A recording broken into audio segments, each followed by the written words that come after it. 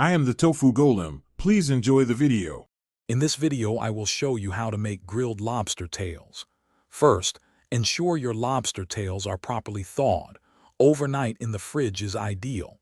Next, grab some kitchen shears and carefully cut down the center of the top shell, stopping just before the tail fin. Then, gently separate the meat from the shell, pulling it up and resting it on top.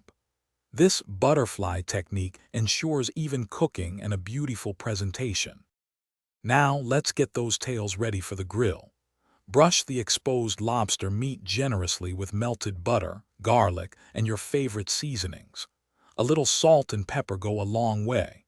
While you're doing that, preheat your grill to a medium-high heat, aiming for about 400 degrees Fahrenheit.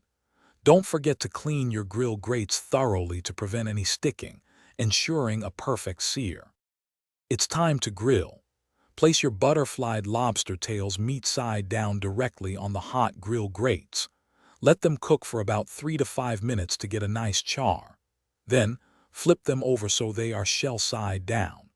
Continue grilling for another few minutes until the meat is opaque and firm, and an internal temperature of 140 degrees Fahrenheit is reached.